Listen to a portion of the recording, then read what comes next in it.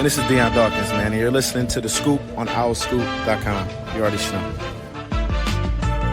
What's up, everybody? Welcome back to The Scoop, the weekly podcast of OwlScoop.com, the authority on Temple athletics. I'm your host, OwlScoop.com editor John DiCarlo, Jason Nieves, Colin Schofield, and Ryan Mack with us today. No Kyle Gauss. Maybe he'll check in via text at some point. Otherwise, people will have to be without him for a week. He did get his Twitter account back, so that's a plus. Although I kind of missed the rage a little bit. It was a good bit. It was a very good bit. The Yeah, didn't rage. miss Kyle kind of just ranting and raving about not having his Twitter account. Yeah, these past couple of weeks, he's been like a different Kyle, Yeah. and it's honestly kind of brought a lot of energy to want to run the state. So I'm definitely gonna miss it. So it's hard to bring it out consistently. A little adversity never hurt anybody, and that was Kyle's adversity. So we have a lot of fun stuff to get into in today's podcast. We're recording this on Thursday, not long after Temple held its football media day. The Owls have broken off camp and are just 9 days away from their season opener at UMass. So they're obviously still practicing heading into that first game of the season on August 30th. Casey Keeler and his staff have awarded 5 single digits. We'll get into that a little bit later. And the quarterback competition is still ongoing. You'll hear the interviews from Casey Keeler and quarterback Evan Simon from Media Day today. And then you'll hear a small piece of my interview with former Temple and NFL linebacker Tyler Matakevich. That's part of our 27-10 series, looking back at the 10-year anniversary of Temple's win over Penn State. We've got on around this date. Jay, as he was just saying a couple minutes ago, we'll have to do without Kyle. But you've got some Bob Cousy content coming up, right? I do. I'm ready. I prepared because I can admit when I'm wrong, and I was wrong about the Babe Ruth thing. I'm not wrong about this Bob Cousy thing. I would fry Bob Cousy. Wow. All right. Well, that's to come. Little Bob Cousy, Jason Nieves one-on-one talk, and of course we've got a few mailbag questions to answer as well. The Scoop, as always, is brought to you by Greenspan and Greenspan Injury Lawyers. If you've been injured while on the road or the highway and the crash was someone else's fault, the insurance company will not be on your side. You need us. Temple Law grads will fight hard to get the compensation that you deserve. We only get paid if we win. So in Pennsylvania or New York, call us today at 215-261-7359. That's 215-261-7359. And you can find them on the web at greenspans-law.com. That's greenspans-law.com. Again, we want to remind you all that with fall camp underway and now coming to a close, we're getting close to the season opener. Now is the perfect time to join OwlScoop and get access to the information that we have on recruiting, position battles, and all that stuff. Join OwlScoop now for $1 for your first week and enjoy a complimentary year of The Athletic included with your membership. Speaking of that, it's a great time to subscribe because, as I just mentioned a couple minutes ago, we are running a 27-10 series. So 27-10 was the final score back in 2015. Temple season opener, beating Penn State, and it's the 10-year anniversary of that win. Back in 2015, that was Temple's first win over Penn State since October 18th of 1941. So the World War II era, they sacked Christian Hackenberg 10 times. Tyler Matakevich had 3 of those sacks. So again, if you're a Temple football fan, high point in your Temple football fandom. And I wanted to explain where that series came from. Again, if you're an OwlScoop subscriber, all of that stuff is going to be premium content, so you get access to it. So it's going to be about 5 or 6 stories, a bunch of audio from interviews that I did 9 years ago. We want you guys to have fun with it and enjoy it. I'm going to play a clip here in a couple of minutes from an interview that I did with Tyler Matakevich about 9 years ago. So here's where this all came from. And I can't remember, honestly, if I've ever talked about this on the podcast before, but originally I had talked to Matt Rule several years ago, back in 2016, I think, when he was still at Temple, and had asked if he would ever want to do a book, and initially said, yeah, it'd be great. And then we kind of talked more about it. And he said, listen, I don't feel comfortable. If you're going to do a Temple football book, it can't just be about me, or there shouldn't be just a book about me. You've got to talk about Al Golden. I'm not here if Al doesn't bring me in. And so I reached out to Temple University Press, and Aaron Japsikis, who I believe is still their editor-in-chief at Temple University Press, was kind enough to hear my pitch to him. Again, I was going to call it a decade on Diamond Street, the 10-year turnaround of the program between 2006 and 2016 when they won the conference championship. He was kind enough to listen to me and said, yeah, let me know if you can write a couple of sample chapters. So the 2 sample chapters I wrote were about the 27-10 Penn State win and everything leading up to it. And then the Notre Dame game with college football game day coming here. And he really liked the 2 sample chapters and said, this looks promising. And we started thinking about like a marketing plan and stuff like that. Long story short, brought it to the board. I don't know that he was even anticipating this, but he said, the board decided that they're not quite ready for a Temple football book yet, but I really like the sample chapters. I would really suggest you try to get this out elsewhere and maybe self-publish it. Never got around to that. Maybe I will at some point, but I had all this material that I've been sitting on, all these one-on-one interviews with Matt Rule, Hassan Reddick, Tyler Matakevich, Deion Dawkins, Kyle Friend, Phil Snow, Mike Saravo, lots of great stuff. And those guys were really, really kind and just, giving their time to me. And I wanted to ask them beyond stuff that happened in the game, taking a look back, what were your thoughts and memories? I even got to interview the late Wayne Harden and asked him what it meant to him, what it meant to have Matt Rule come out in Lot K and greet him after the game. You'll hear that full interview later in the series. So the first 3 stories are out on the site now. Again, subscribers will get full access to all those stories. So if you haven't subscribed, like I said, the Athletic deal is tremendous. Great time to subscribe to the site. So I want to play a short clip here from my interview with Tyler Matakevich. This was a lot of fun, and was texting briefly with Tyler today and sent the link to the stuff. So, but this is Tyler talking about how he was seeing the body language from Christian Hackenberg and his offensive line. Again, remember, if you're a Temple football fan, that game, 10 sacks, Penn State goes up 10-0. Temple reels off 27 unanswered points, but Temple sacked him 10 times. Tyler Matakevich had 3 of those sacks. So this is Tyler Matakevich and I talking 9 years ago, one-on-one, after he had just been drafted in the 7th round. He was with the Steelers back then. And here's a clip of our conversation. I remember literally talking with, coming off the field, and it was me and Jared Alwan, and we went right up to Coach Snow, and we were just like, hey, Coach, like, we brought the defense in. We were just pretty much saying how if we were just showing a defense on, like, a blitz coming from the right, their whole team, like, they would just check their whole call to go away from it. In reality, that's where we were really coming from, So we were just pretty much just, you know what I mean? So you were disguising stuff. You were kind of disguising stuff and leading them right into it. Exactly, and that's something that Coach Snow is big on, So when we came over off the field and told them, like, Coach, they're checking right into it. He's like, well, keep doing it. And it was honestly, I remember there was a play after we sacked them. It was like in like the end of the 3rd quarter, and you just saw like the line was just like defeated, and you just saw it's like everybody just playing so aggressive, and you could just tell that you know what I mean, that everyone on that defense wanted to make a play, and you could just tell that they were getting frustrated. Like you said, they were arguing with each other, and like right then and there, when you start hearing offense arguing with each other, you got them on the ropes. And there's not much holding the team together when you guys are arguing amongst yourselves. So that was definitely something. So again, hopefully, if you haven't had a chance to check it out, I want to thank a lot of people have emailed me and texted me, and even a few people listen to the pod and say they've really enjoyed it. And just wanted to kind of curate a lot of this stuff. It was a really fun time and period in the program's history. So we'll have a lot more to come. Hopefully you guys have been able to check that out. And again, if you haven't subscribed yet, perfect time to do it. Let's get into some media day takeaways.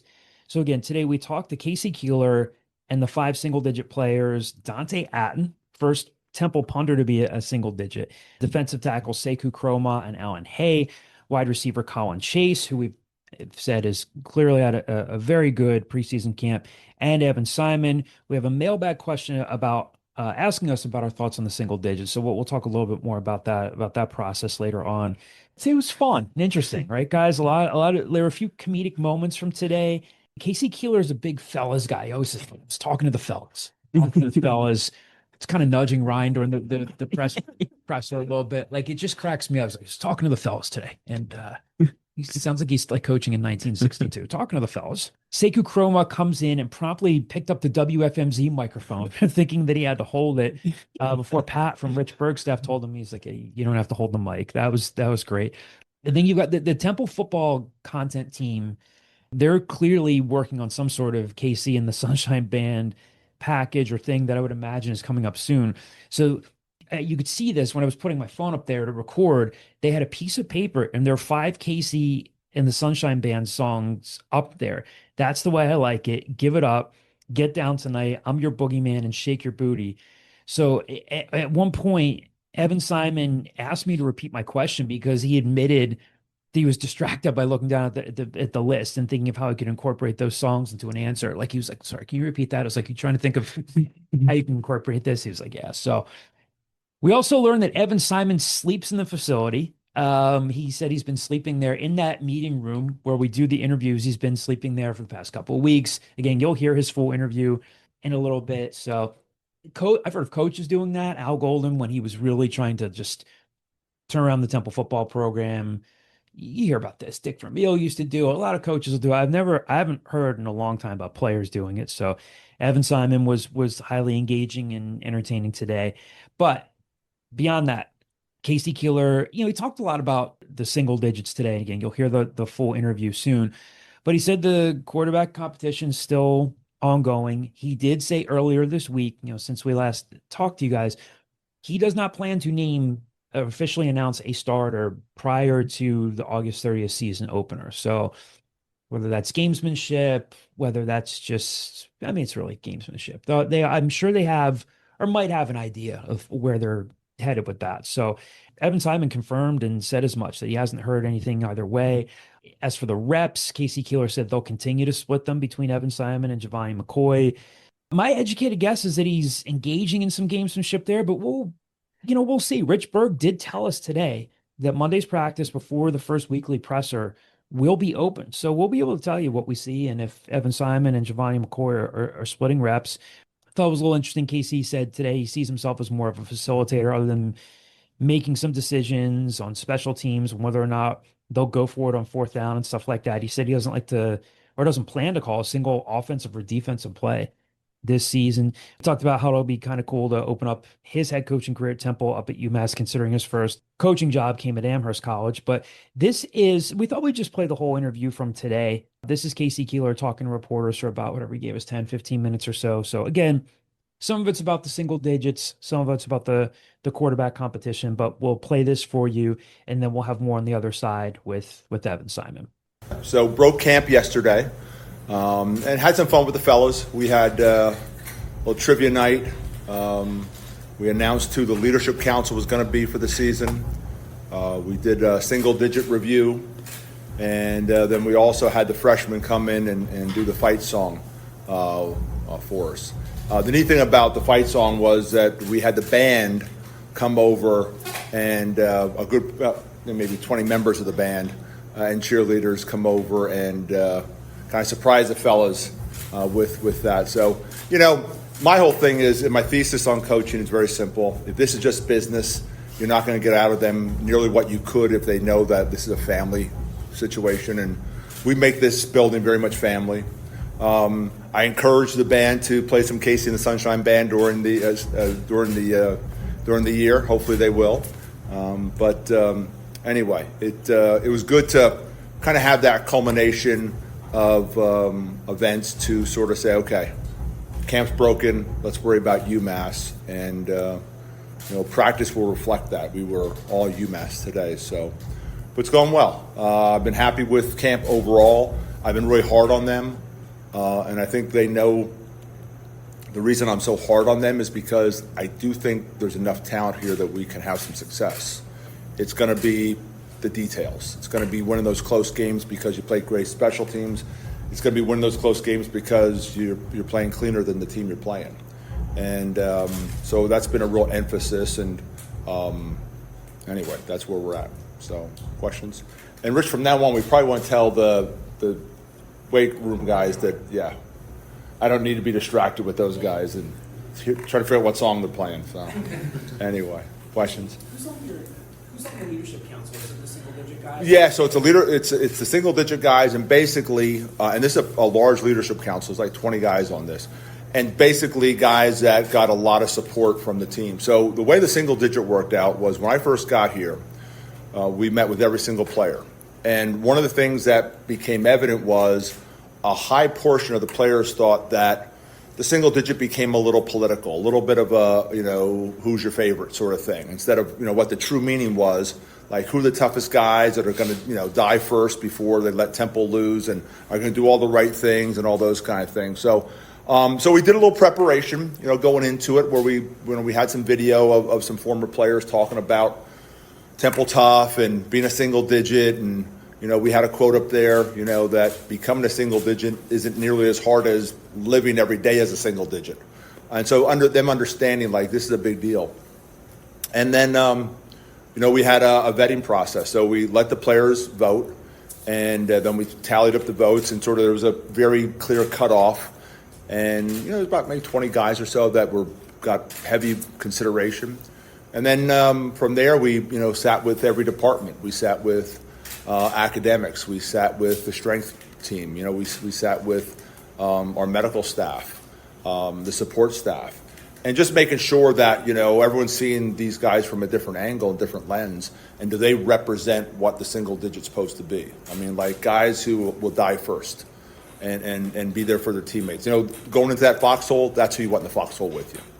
And so we made sure that, that everyone understood that since it was a distraction last year, we can't have it be a distraction this year. And we were going to be very, it was going to be a small group. And one of the things that the leadership group asked, and what I do is in the off season, I go like monthly advisory boards. Now this leadership group is permanent for the season. And in one of those monthly advisory boards where I'm constantly switching it in different players, they asked, like, I know it's going to be a small group for that single digit. Any consideration that maybe during the season there could be some battlefield promotions? I thought it was a great idea, because just getting here and having some guys really close but not wanting to overdo, I thought, that's awesome. So we'll do that. So that leadership group is part of the group that will be under consideration if we do add anybody as the season goes on. So. From your perspective, has that been sort of easy, hard? This is a tradition that's been around for almost 20 years. Yeah. It's not you've never done no. this particular thing. No. To pick up on that and now sort of be in charge of that process. Yeah. Well, I think it was easy because you heard from so many alum how it was a big part of the culture here. And then it made it hard when you talk to the players and realize it was a distraction. And the goal is for us to have success. And so I don't want a distraction that was the single digit. So that's why we eliminated the single digit for the spring and for the summer. And we had a lot of conversations about what the thought process is. And everyone wanted it back. But they wanted it back, in a way where, it's earned. And those five have absolutely, the team believed in them very strongly, but also every department in this building believed in them too. So I see it as a blessing and a curse. I think it's a blessing because it's such a great brand. It's such a great, thing to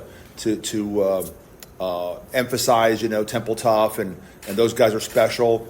At the same time, you don't want it to be a distraction. And so, I went along with it mainly because I thought the alums felt so strongly about it. And when I talked to the alums, it was a pretty simple conversation. It was, on Zoom, about 130 of them or so. And I said, listen, you guys bled here. I'm just going to lock this place up at night. Since you bled here, I want to hear, like, what your thoughts are. And again, there was greatness here at one time. What made this place great? And so I think, getting all that information, I think, has led me to, go down the road of that we want to have the single digits. Yeah. Did you, at either Delaware or San Francisco, did you recognize players in the specific? No, not like that. No, I thought this is very unique. It really is. And I think it's something Matt has taken with him to Baylor and also Nebraska. Again, I think I understand the concept of it. And, again, with all the alums that were single digits, that said, hey, make sure the guys that are chosen, they're special.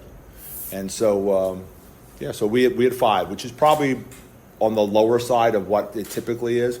But I had no interest in choosing who are the 9 guys that are I went like, okay, did you deserve it? And if there's going to be 1, there's going to be 1. If there's going to be 19, there's going to be 19. Right now we have 5. And again, I think one of the unique things that we're going to consider is a possible battlefield promotion as we go through this. Coach, you seem like you're building a different culture that you want. So this season, what is your vision of success? Yeah, so I think about the culture, I walked into a place that had history, and I'm leaning into that. The single digit is a great example. Temple Tough is a great example.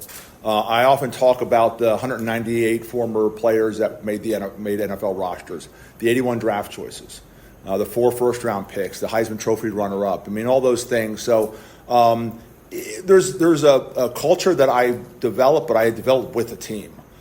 And the things I did at Sam Houston or the things I did at Delaware or the things I did at Rowan don't necessarily always translate from one place to next to next. I came in the first meeting and I showed them, hey, at Sam Houston, these were our culture words. We're going to have different culture words here because this is a different place and this is a different team. And so I definitely have a influence, but I try to make this a player-led team. I want them to feel that they have a say in what's going on. And I'm a facilitator when it comes to that. I do the same thing with my coordinators. I'm not going to call single offensive play this year. I'm not going to call single defensive play this year. I'm not going to call single special teams play this year, except for, hey, we're going to go for the block or we're going to go for the return or whatever it may be on special teams. But, I sit with my coordinators and say, okay, I've not necessarily practiced this way, but if you think this is going to be how, you're going to prepare our team the best way, then I can make some adjustments. Great example is I've always had Mondays off in a regular in-season week. Sunday has been a work day for us, kind of flush out the game, kind of move on. Both coordinators like having Sunday as an off day and Monday as a work day. That's how we're going to do it. And so, again, my thing is that I don't need to be the dictator, come in here, and I hire these guys because they're really good. So how can I help, facilitate your success? Because your success is going to be my success. I don't want to be the smartest guy in the room. I'm very much okay, what are our thoughts? I'll make the final decision, but I need your thoughts. I need what kind of things you believe in. And a lot of times the answers are no. It's like, I'm still going to go my way. But a lot of times it's like, yeah, okay, if that's important to you, I'm easier to make an adjustment than for you to make the adjustment. So there's a culture being built here, and I think that the number one thing about this culture is that we're in this thing together. When we lose, we lose. When we win, we win. And so that's, what I've been trying to emphasize to the fellas is that, this is something that, we're going to go have the 2025 season. Together, we're going to do this. And there's going to be some bumps along the road. There always is. It's football, And just like there's going to be bumps during a game. Just like there's going to be bumps during a series, So it's just part of the overall strategy of running a program is that I want these guys to know that they have a say and that we're in this thing together. Obviously, next Saturday is not your first game as head coach. Where are you personally excited, nervous, emotionally? Yeah, it's one of those things when you take the job, you look who your first game is, and you kind of think about, that Friday night talk with the fellas, because it's kind of a set the tone talk. Like we're going into not only first game, we're going into our first season together. And I can't even imagine being on the sideline, at Massachusetts. My first coaching job was at Amherst. I lived with Jim Ostendorp and his family in his house. He was the head coach. And so I spent some time there. And obviously played against UMass a number of times. So, when I got the job, I saw the schedule, and it was like there was some definitely like that Friday night meeting, being in the locker room, when we come out for that opening. And, there's a lot of mystery. Again, playing against each other, you only can tell so much. But I do think there's enough talent here if we can handle those moments when things don't go our way, because those are the moments you can't create. I played for a great coach, Tubby Raymond, and he would always talk about how you can't simulate a game. Not football. You just can't. The energy, the band, just the whole thing. You just can't simulate it. And so it's going to be those moments during a game where, things didn't go your way, how you're going to react, either on the field or on the sideline or in the locker room. And that's the mystery of going into that first game. Do you have a favorite KC in Sunshine? Oh, your boogeyman? I don't know. Shake, shake, shake your booty? I don't know. There's some good ones out there. I actually got a chance to see him play at the Allentown Fairgrounds. 1980, whatever. Oh, my God, I don't even remember. But anyway. The other day you talked to us about how you're not going to announce your starting quarterback, but you guys might be in a position where even if you needed to go into next week, it might not matter if you're still splitting up the first team. Well, yeah, and I think what's happened is, Tyler and I sat and talked about the quarterback situation, and boy, their numbers are like, both at 70% completion, touchdowns to interceptions, and they both got a lot of 1 reps and 2 reps. The way Tyler did, which I thought was really smart, was we know it's a 2-man race. And so all those 1 and 2 reps, they got almost all those 1 and 2 reps. And so, it's pretty equal in terms of what conditions they went under. And they both played really well. I feel really good that I have 2 quarterbacks that we can win with. And that's hard, at any level, especially the value of a quarterback. I mean, it's tough to get a guy who's, going to come in and compete. And when we brought Giovanni in, we said, listen, you're going to have to come in and compete. And when we had Evan here, we said, hey, listen, we need to bring someone in because we are not going to have a situation with 1 quarterback. We need to have competition. And they both handled it amazingly. I think I don't know if they're best friends, but there's a relationship out there. They both, I remember Giovanni throwing a touchdown pass in last scrimmage and Evans cheering them on. And so, yeah, they've handled it really well, very maturely. And again, quarterback's that tough spot where it's tough to play more than 1. But our feeling is we have 2 that we can win with. When you're not releasing it externally, will you be in a situation next week where you want one guy to get the majority of the first team snaps? I think the reps are gonna continue the way they are because I don't think there's a clear-cut, guy, and so we want to get both prepared, and Tyler and I will sit and talk about that. So, in fact, one of the things I said to Tyler is when we decide who's going to take that first snap, you want me in there with you. I'm fine with him handling this because he's in that room every single day with those guys. He's developed such a great relationship with those guys. But again, I want him to know, if you need my support, I'm there. But yeah, and it's competition, and it's made both of them better. There's no question. When do you think you'll know when you think who's going to be the guy? When will you tell the quarterbacks? And I think you went through something similar last year. You used some race you didn't announce going into the season. Is this? Yeah, because we same thing. We had brought in that situation. We brought 2 guys in that from the outside, a junior college player and a transfer from Central Michigan, and so and it was tight competition, and it was sort of a flip of the coin. But that one was one clearly won the job, and so we felt pretty good going into Rice. That was our guy. This, I don't know if anyone clearly has won the job. So it's unique. I don't get really too caught up with it. I think I've talked to Tyler one time about it. I say, or actually he's the one who brought it up to me. He wanted to kind of just let me know where we stood with things. And I don't really have a time frame that I think we have to do this by. I'm sure after this week, Tyler and I will have some more conversations about it. But right now, it's I don't say it's the last thing on my mind, but it's pretty far back because I feel really good we got 2 guys who can play.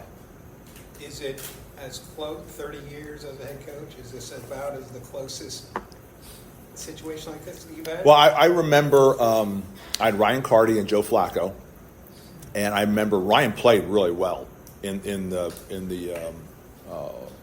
camp, and we decided to go with Joe on a tight one, and he may have slammed the door and hollered at me and all in the competitiveness that he has. I love that about Ryan. He's such a competitor. And, it was the right decision, obviously, because, Joe had this tremendous upside to him. But Ryan really played well during camp. And it was one of those where, through a different lens, you could have gone either way. But I think what was that was Ryan had a ceiling where Joe didn't have that ceiling. Joe really had, Super Bowl MVP talent, So, so I've had a bunch of them that have gone down the wire like this. But like I said, I feel so good that we have 2 guys who can play because in this league, it's hard to find a lot of teams that will have two guys you can win with. That's true for Coach. When you're in a tough competition like this and deciding, what are some deciding factors in your mind that stand one person out to worth the other? Well, yeah, I think like early on, it would have been okay. Maybe the team is more comfortable with Evan just because they know Evan. I don't think that's the situation now. I think the number of plays that Giovanni's made, they're comfortable with both of them. So I think those are the kind of things you look at and say, okay, does one of them make the other 10 better? And maybe this makes the other 10 better because there's a confidence level there. It's like, yeah, we're confident because we know, we've lived with Evan. I don't see that now. Maybe 10 days ago, but what I see is a team going, we got two guys we can win with. Whoever they decide to put out there, let's go. And so, again, I think, it constantly evolves, and that's something that evolved, I think, over the last 10 days where it's like, yeah, either guy can go out there and there's going to be a lot of confidence with them. What would you tell people about your punter being a single digit? That's first ever. Yeah. And to get the number of votes that he got from the team, and then when you talk to the different, departments in this building, and all of them go, absolutely, what a great decision. And it was pretty easy because the coaching staff all felt the same way. It wasn't like, well, he's a punter, because we had that discussion at the end, like, okay, we're the final say, and it was like, yeah, this kid's awesome and super talented and such a great teammate. And I didn't know this, but like post practice, he's out there cleaning up the field. That's just kind of kid he is, and he's absolutely in those workouts. He's a warrior in those workouts, and he's not afraid to express himself. I think the one that was a little bit of a mystery was Colin Chase, because he got here 3 months ago, and so that was one of those where, okay, if the team's not ready for a guy who got here 3 months ago, then we're not going to force them. Overwhelmingly, the player vote was so strong, and you say, you know what? Those guys are pretty smart. They see the same stuff we see. They see a guy who does everything right. And we just gave out awards last night. We had 2 players get over 50 hours of community service. I think we had 3,000 hours of community service since I've gotten here. And Colin Chase, even though he got here in June, was one of those guys who got 50 hours of community service. That's who he is. And that was an easy call. As long as the players were good with it, I knew everyone else, all the other departments and the coaching staff would be good with it. As for Evan Simon, again, he's locked in this quarterback position battle with Giovanni McCoy. To review, yes, he said he's been sleeping at the facility, led to some fun questions. He's sleeping on an air mattress, said it gets cold there. He said he hasn't heard anything again either way about whether he thinks where the competition is headed.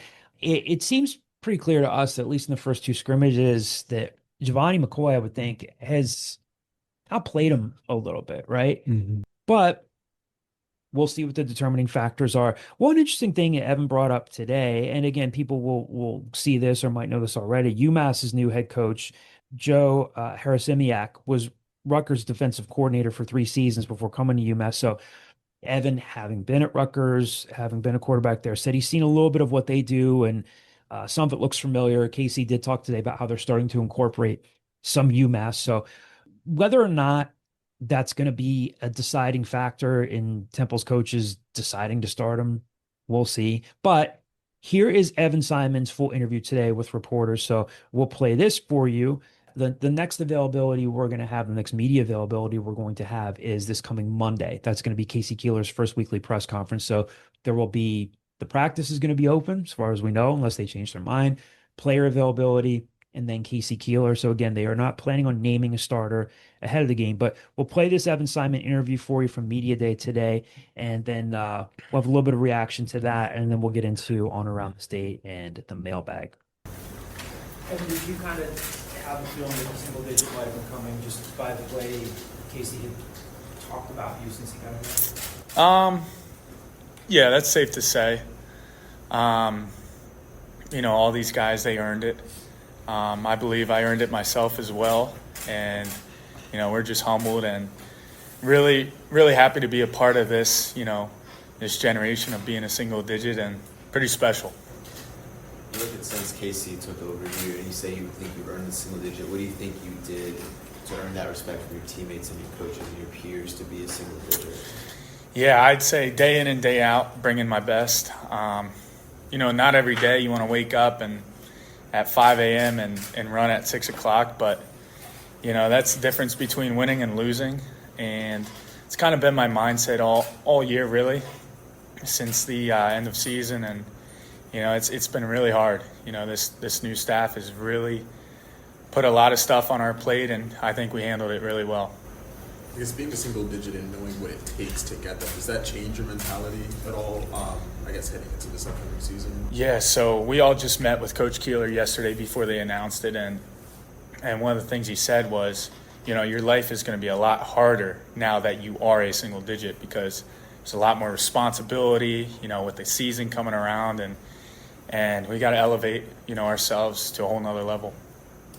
Did you hear from any of the digits from last year that you were teammates with? No, not yet. Oh, actually, I did. JDP texted me. A lot of people reached out, which was pretty cool.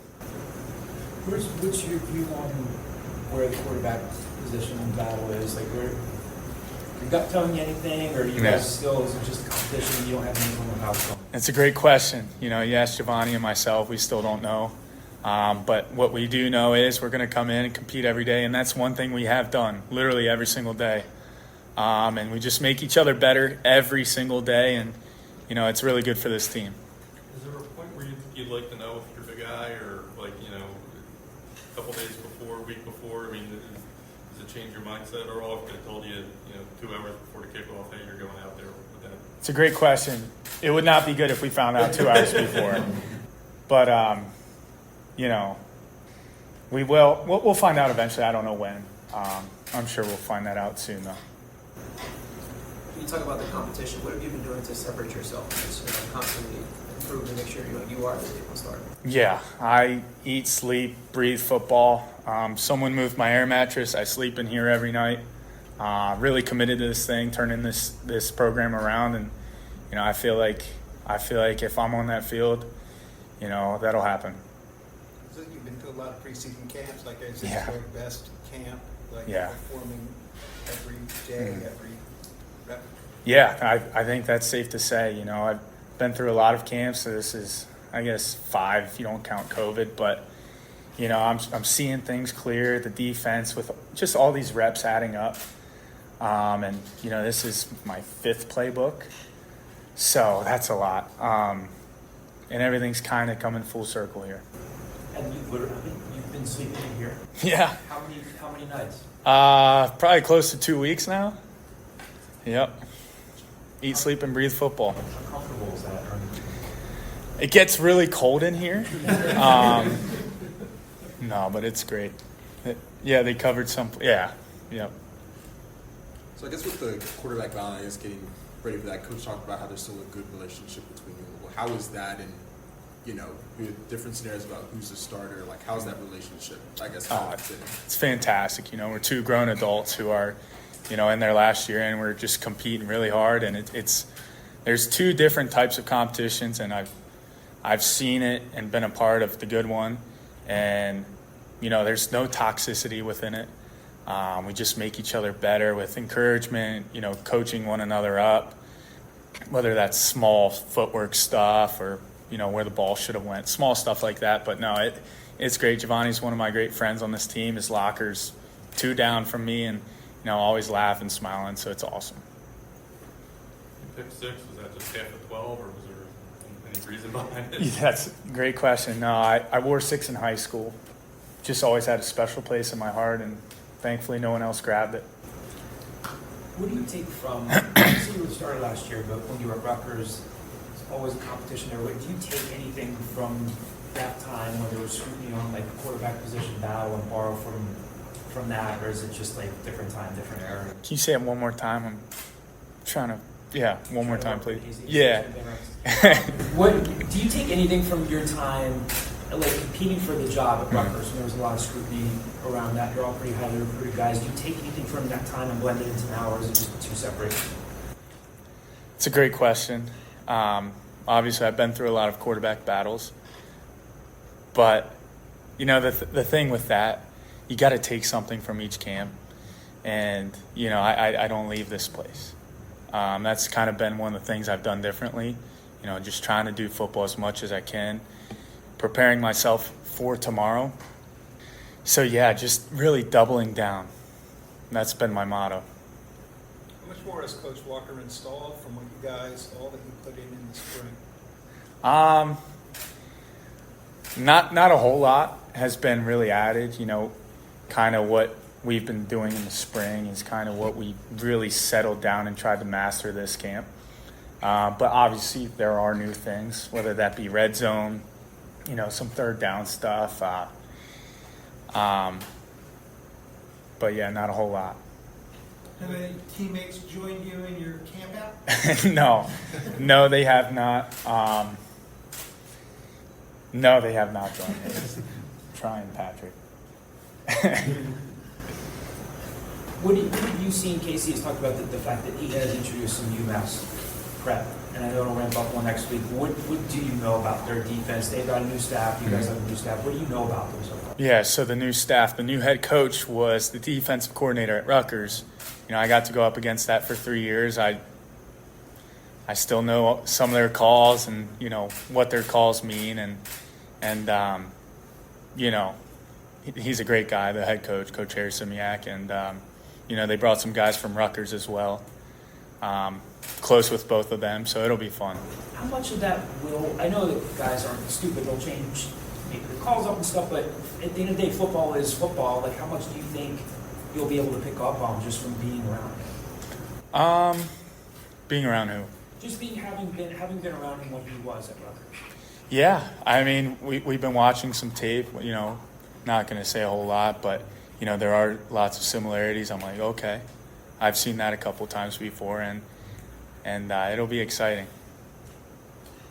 They talked from the beginning that they could make this offense Evan friendly if need be. I mean, what does that mean to you? And I think you've talked maybe you run a little better than you're given credit for. So thank you. Yeah. I have gotten faster and stronger. You look back to my senior year, I ran for 930 yards. So that is in the pocket.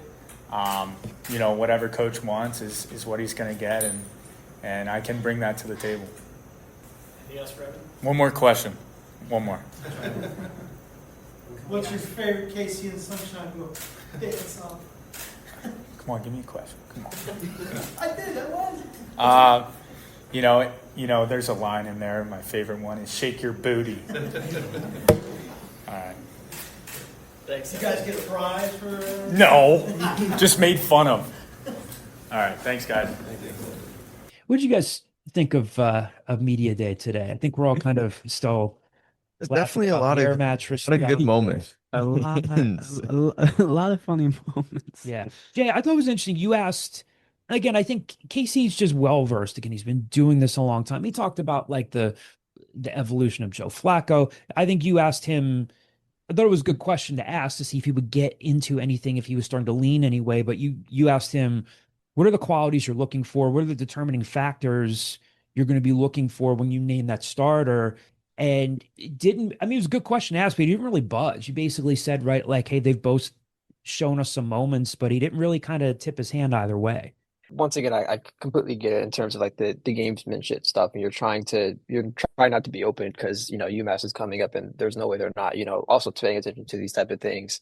But yeah, from my perspective, I just wanted to and maybe I should have worded it better. It's just like, what are the the key factors that stand out like in your mind of like, oh, the quarterback is technically doing these things that stand out. It's like, that's who we want as our starting quarterback. But either way, like he didn't budge. And I think the rest of the way was the same thing of just like, this is a competitive competition between these two. We both like what we've seen. And someone followed up and asked throughout your coaching career, is just one of the most difficult ones that you've been a part of, choosing a quarterback like this. And that's when he brought up the Joe Flacco situation. But I do think the more and more we hear about this, you can tell it genuinely is I think someone wants to know that question of is this just a smoke screen, or is it genuinely a tough decision? And I do think it is. At some point they're going to have to make a decision. And I think John, you said it, like they're probably a lot closer to a decision than, the rest of everyone else knows. But yeah. Yeah, and then Evan Simon, it's like, yeah, it would not be ideal if we find out just a little bit before the game. So, any other fun highlights from today other than I just think it was a lot filled with a lot of, camaraderie and good quotable memories. Yes. Yeah, definitely some memories out of that one. All right, so I completely thought he was joking when he was talking about the sleeping on the mattress. So did thing. I. Like, I was like, he was. I was like, okay, you followed up and asked, and I was like, oh, I said he's being for real. I was like, he's actually sleeping in here. Do we really? But I think, yeah. Go ahead. Do we really know? I mean, Evan Simon's He seems a very dude. serious that he sleeps in there. I could. Yeah. Do I believe him? Yes. Is there like 10% of me that thinks he's playing us? Yes, but 90% of me thinks it's sincere. So. But I almost wanted to say to him, like, self-care, buddy, go home. Like, this can't be good for your back. Sleeping on your back, your mattress. mental health. Like, at some point, you got to separate the two. Like, it's just yeah. We have a mailbag question about that later on that we will get into. Before we like advance, I do think, like, and you mentioned any other talking points, and I think it's just the Dante Adden being the first punter. And seeing how the rest of the team kind of like just agreed with that and recognized that, I think is great to see in terms of like building that culture. And I know that was a big thing that like it's constantly been talked about, but like the culture and the mentality of even revamping the single digits. I think, signifying Dante Adden as one of those single digits, it goes a long way in like providing that this culture is going to be different and even separate from the leadership committee that he talked about. So yeah. Yeah, it's kind of cool because punters can be, obviously any coaching staff is going to be looking for good kickers and good punters. Flipping the field is a big deal, but some staffs I think okay, we can get a punter anywhere, we can get a kicker anywhere, but this new staff technically could have come in and said, hey, we don't want a rugby style kicker. Adam Shire was specifically looking for that. It's not to say that Dante Adden can't just traditionally punt, but he talked about hitting the weight room hard and how he's improved and how he's been through some personal struggles. And there's the detail there where Casey talked about, like, he's literally out there, like, cleaning up the field. And I think I mentioned last week, even Cam Stewart was, like, telling guys, like, hey, make sure you throw your trash away. Like, there's just a vibe about those guys where they're just kind of, like, old school and respectful. But, yeah, cool thing for Dante Adden. So we'll talk a little bit more about Evan in the mailbag. We have a mailbag question about the craziest thing we've heard about on availability and in the single digits. So we'll get into that in the mailbag. Jay, on or around the state, what do you have for us on or around August 21st? Welcome to On Around the State. I'm your host and one and only host, Jason Diabez. I felt like choosing today what we're going to start with. So we're going to start with events. So this first one, this romantic drama dropped on August 21st, 1987. Romantic drama. Oh, Michael Douglas, Glenn Close. Why am I going to go through all this and not get it? Starred Patrick Swayze. Oh, Ghost. No. Oh, Dirty Dancing. Yeah, he sounded so confident with Ghost, and I was like, absolutely not. Ghost? Ghost came first? That was the first thing that came to your head. Oh, go. I mean, Patrick Swayze, Demi Moore, romantic drama. He dies. Spoiler alert. Ghost. He dies. Yeah. That's good. I like that. Well, that's like a 30-year spoiler. I was thinking of there is a movie with, and it's a very famous movie, Michael Douglas, Glenn Close, where Michael Douglas is cheating on his wife with Glenn Close, and Glenn Close basically like blackmails him the whole time, and I can't remember the name of the movie. Oh, Fatal Attraction. Fatal Attraction. Thank you. Jesus, I should have. Yeah, but that's not even. That did come out the same year, so I'll give you a pass on that one. Okay, all right. Thank you. I appreciate that. You're not going to get too many of those. I don't hand out passes. I'm very strict about how On Around the State is run. Next one. This superhero film dropped on August 21st, 1998. Superhero film, 1998. This is way before the superhero boom. Blade? It was Blade. Good job, right? Wow. You guys weren't even alive in 1998. Young John DeCarlo was graduating. Would have predated me by 5 years. Yeah. Yep. All right. The first season of this reality TV show dropped on August 23rd, 2000. Bachelor? No. Real Housewives? No. It isn't, I wouldn't say like a traditional reality TV show style of like Keeping Up with the Kardashians. It was more I almost said what it was. Yeah. It was a different style of reality TV, I should say. August 23rd. Reality TV competition. Big Brother? No. 2000, you said, Jay? Yes, 2000. Not The Bachelor, not Keeping Up with the Kardashians. Can you give us a clue? Yeah, players were sent on an isolated location where they must provide Survivor. everything for themselves. Survivor. Survivor. You should have said it. I thought it was. I didn't think it Thought was Survivor and you didn't. I whispered to call him like Survivor, and I didn't actually think it was gonna be that. Oh wow. That's Cole Hamels' first wife was on Survivor. Oh. Yeah. Wow. I don't know if he's remarried, but I believe they're divorced now. So sorry, Jay, go ahead. I had no clue. No, I had no clue, so I'll accept that. We're gonna move over to birthdays now. We have two basketball players, both from Philadelphia. But this first one was born in Philadelphia on August 21st, 1936. And I always check Basketball Reference. According to Basketball Reference, their nickname was the Big Musty. Big Musty. Oof. Yikes. Was it Will? Yikes. It was Will Chamberlain. But he was the Dipper, though. I've never heard of anybody Yeah, calling him the Big Musty. It's funny that like when I looked, I was like, all right, like there's Wilt the Stilt, there's the Big Dipper, there's Dippy. Then I was like Big Musty, and I was like, yeah, that's the one I'm writing down. I was like, I never had heard that before. Big Hook Musty's and Ladder. name. What was that? Yeah, the Big Dipper, Dippy, Dip, the Load, Big Musty, the Record Book, Hook and Ladder, Wilty, Whip, Whipper, and Norm are all listed as nicknames. Norm. Wow. Can you imagine if someone was like, we've been calling you the Big Musty? Like, oh, God, I got to invest in some new deodorant. Wow. I had no idea. That's tough. No That's idea. tough. Some good This is what content. One Around this the State is weekend. for. Yeah. All right, going over to your second basketball player. This one, also born in Philadelphia, was born August 23rd, 1978. And according to Basketball Reference, his nickname is Lord of the Rings.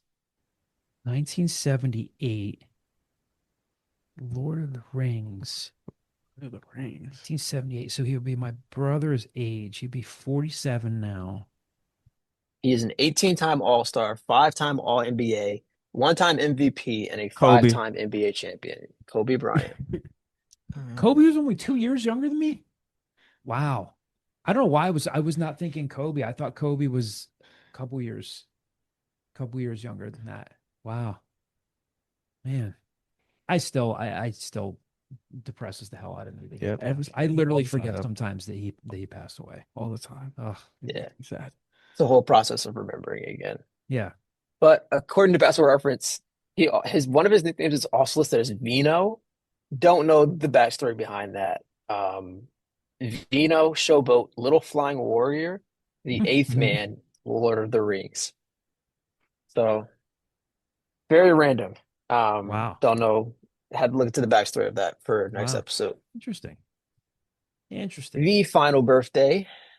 This comedian / actor was born on August 24th, 1973 in Washington, D.C. Chappelle? Dave Chappelle? Yeah, that's Chappelle. Honestly, I did not think you'd get that off, No, I've seen off that. he talks about DC a lot in his Mhm. in his stand up. He's got some really, really funny like DC stuff. So I had like a whole separate like line of notes. I'm like, all right, they're not going to get on the first try. Like, let me have backup hints and everything. Like, I'm impressed. yeah, I don't, thank you. it's a hard game to play, and I treat it as such. And John may have won this episode. Not that I'm keeping track of who's winning. or I did okay anything, last week too, right? There are some weeks where I've been useless, but I think I did okay last week. Yeah, let's I am just useless in this segment. Yeah, Kong, you're kind of useless. I'm better. extremely useless. Trivia is not. Google some stuff. No, it's when we get to like the movies and the actors, that is not my wheelhouse. So I just kind of sit here This guy's here and look out the window. Oh, that's wonderful. See if anything comes to my mind of use, but usually not. I don't know. You got to step it up. I'll try. Yeah, step it up. Come on, man. Kyle would shame you if you were I know. here right now. I know. Again, I said if Kyle were here right now, Kyle is alive. Kyle, we're still with us. He's not gone. I feel like this is something you do every time like someone's just not on that week. It's like, yeah, he's not with us like anymore. And it's like, Jesus, like he's still alive. Like he's I got to get better. He's reinstated by Kyle Twitter in our now, thoughts. you know? Yeah, we're keeping Kyle in our thoughts. He'll be back next week. Like, I didn't die. Anyway. Well, good stuff, Jay. Anyway, that's on around the state. Good Back stuff. to our regularly scheduled program.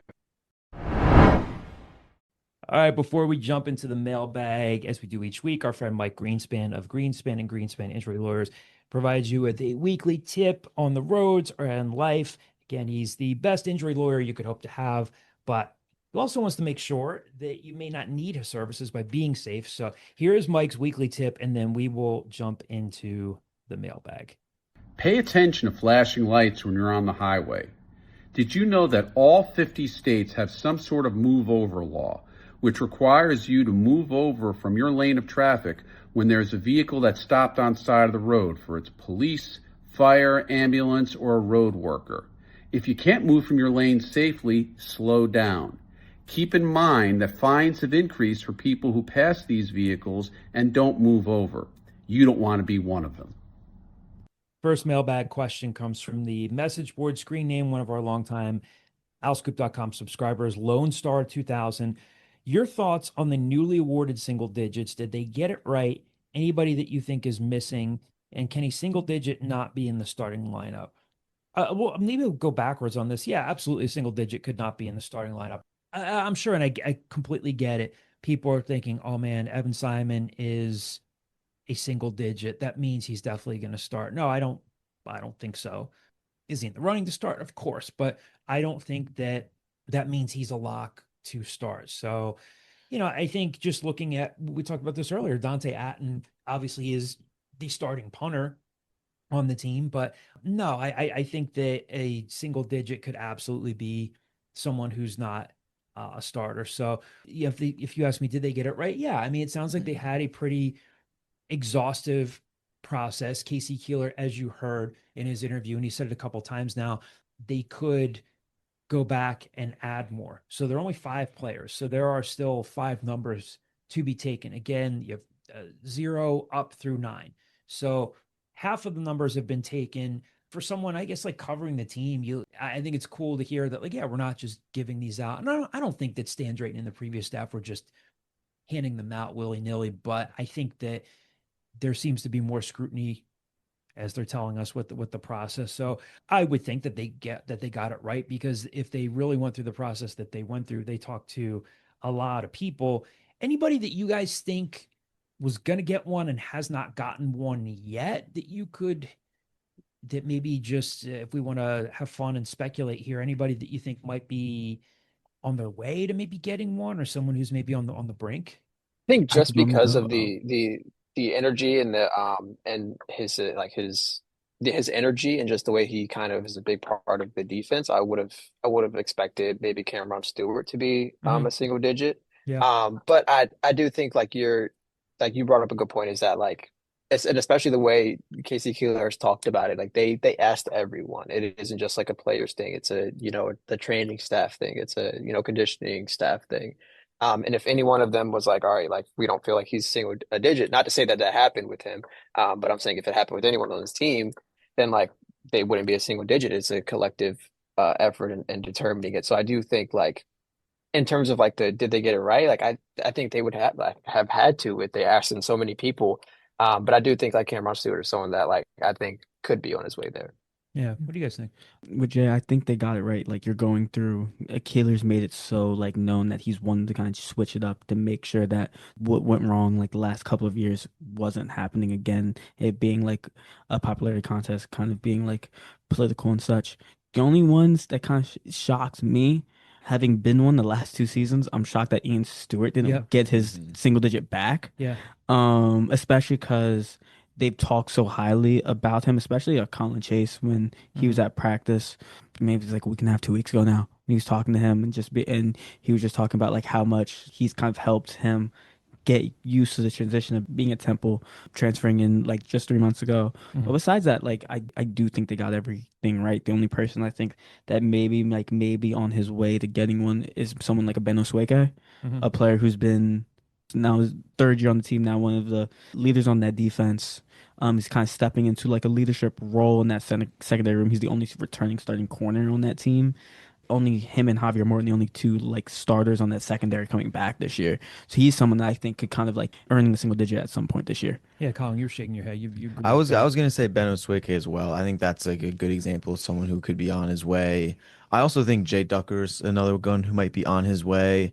I talked to Andrew Pierce and Joe Smith for a story I'm writing about him for the Temple News for our football preview that's dropping next week, and they both spoke very highly of Jay Ducker.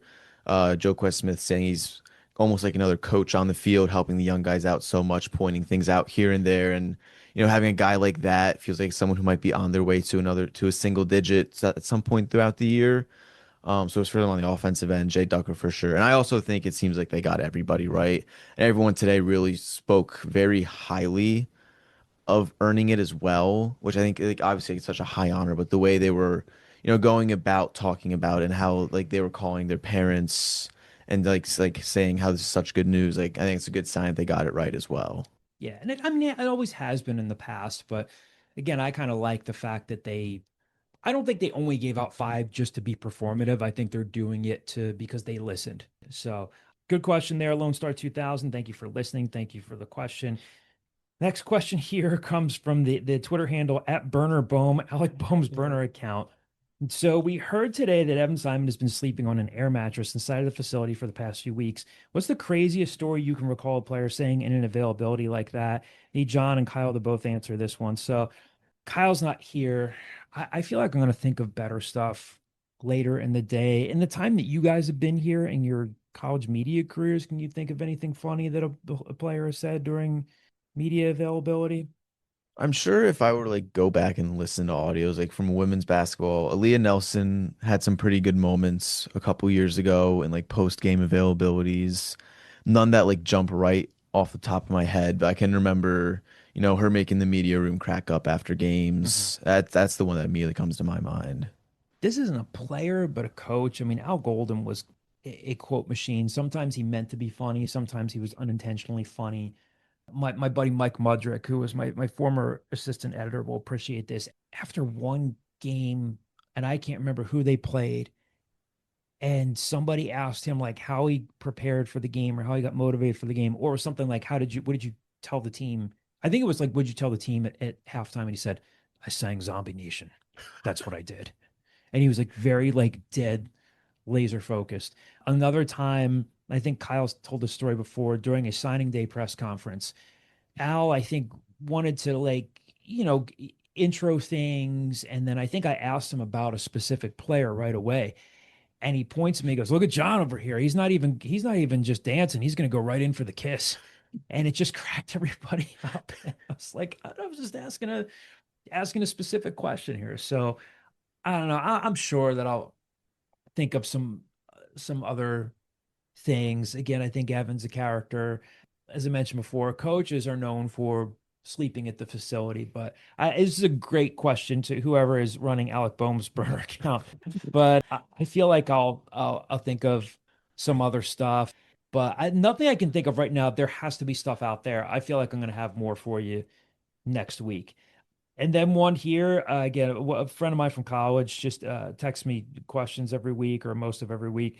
My friend Mark, gun to your head, who starts the opener? Again, that's on everybody's mind. It's what we've been talking about. It is August 21st, as Jay has articulated, and on around the state. We are 9 days away from the opener. We know that Evan Simon has been named a single digit, but we've just talked about the fact that that may not guarantee that he is the starter for the opener. I think that we have seen, whether you guys have been there, I've been there, like there have been times we know that they're splitting reps evenly, but I think Giovanni's had two good scrimmages. Who do you think starts the opener? I think Giovanni is the one who starts. In the beginning of the summer, I thought like I remember we talked about this. We said Evan starts.